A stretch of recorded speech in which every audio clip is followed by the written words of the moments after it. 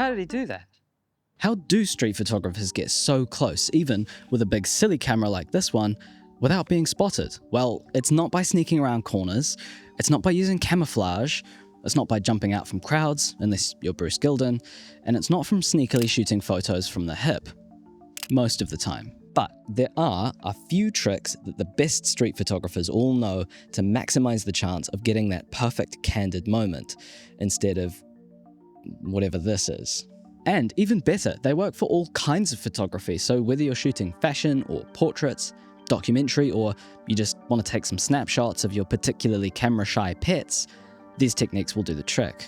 I mean, when you think about it, there are all kinds of situations where you might need to get close to your subject and take a photo of them without being spotted. But there are a few things you might do that really don't work and are definitely going to create problems. So I'll show you those as well later on in the video in case you want to give these a crack. So let's start with the most simple and obvious technique. Speed. Okay, not quite. Race car drivers have a saying, slow is smooth and smooth is fast. And it's the same for photography too. Now obviously, taking photos very quickly can help you get the shot off without doing the walk of doom towards your subject. But when you shoot too fast, a lot of the time the photos end up poorly composed, blurry, and messy. Unless you could be faster without being faster. Yes, that's a thing. I call it future mode. But really, what we're doing here is pre-visualizing, like how right now I'm pre-visualizing you clicking somewhere down there and subscribing. If you spend loads and loads of time with the same camera setup, eventually you start to get used to how it looks, how wide your lens is, and eventually, with practice, you'll be able to draw an imaginary frame of where the edges of your photo would be before you've even lifted the camera to your eye. Combine that little trick with good timing and all of a sudden you don't really need to be faster because you've already taken the photo up here in your brain before you've ever touched the camera. You can simply position yourself where you want to be, and then once you get close enough, you can fire off a shot almost effortlessly. I sometimes even do this without looking through the camera at all if I'm confident about where my frame is. This is a really useful skill to have no matter what you're taking photos of. And it's one of the main reasons that I really encourage beginner photographers to just stick with one lens until they feel like it's an extension of their eyeballs. Of course, that doesn't help very much if your settings are all wrong, and so keeping an eye on them while you're walking around is a pretty good idea. Nobody wants an overexposed or an underexposed photo, but even worse than that is spending the entire day obsessing over what your shutter speed is. That's boring. What I like to do is get everything dialed in when I'm in the sun, so I know my exposure is correct, and then when I walk into the shade, I just add 2 stops of light, so 1 click here for aperture, and 1 click here for shutter speed. Once you practice this for a few sessions, you'll start to do it without really thinking about it, and most of the time, it's pretty close to what the right settings are anyway. If you want to double check, just point your camera at your hand to see how bright your skin looks under the light. Or just shoot auto, that's also fine. But there's another quite different way that street photographers get unbelievably close without being noticed, and once you realize, you'll be shocked at how simple it is. I like to call it the go-around. Instead of spotting your subject and moving towards them, go the long way around and put yourself in the path of where they're walking. Then all you have to do is frame up your shot and wait for them to walk through it.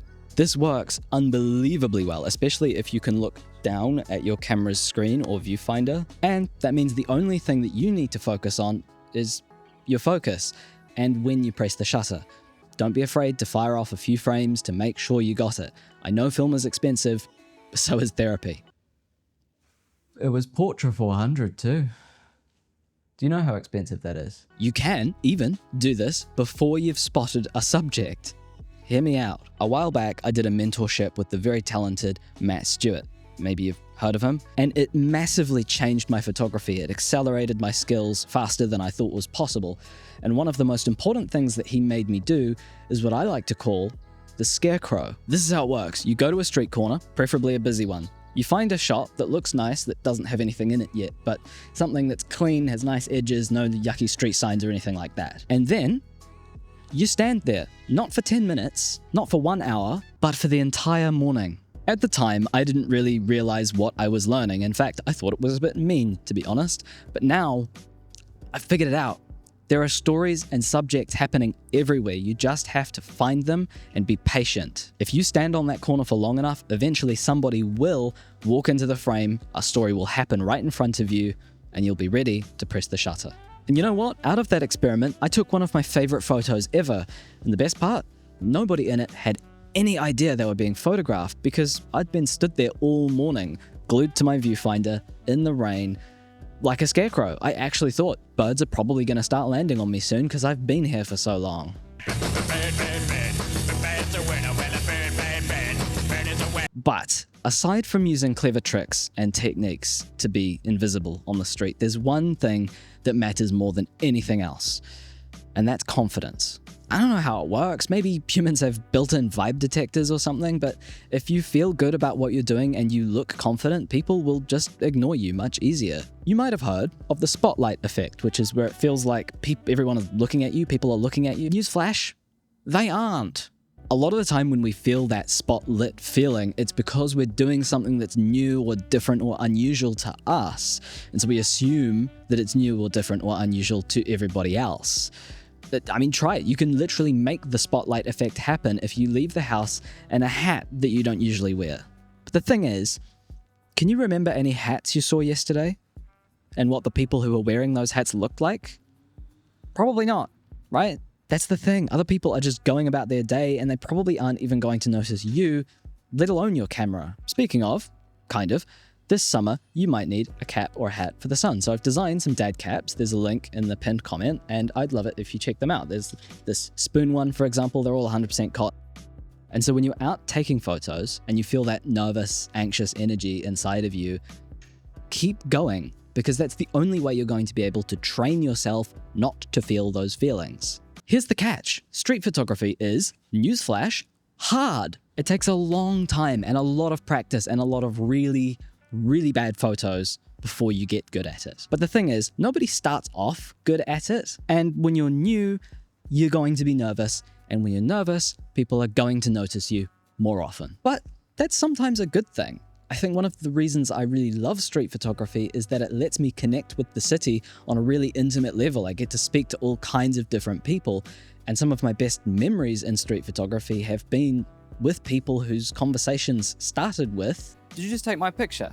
Also, it's kind of important that your response to that question is not to get shy or defensive or run away.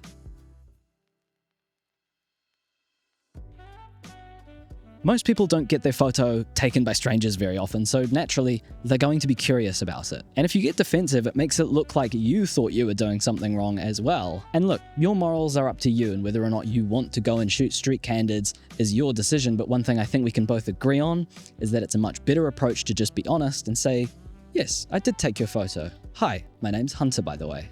You never know, you might end up making a friend for life. If you'd like to learn some more street photography stealth tricks and tips, watch this next. Stay hydrated and create art.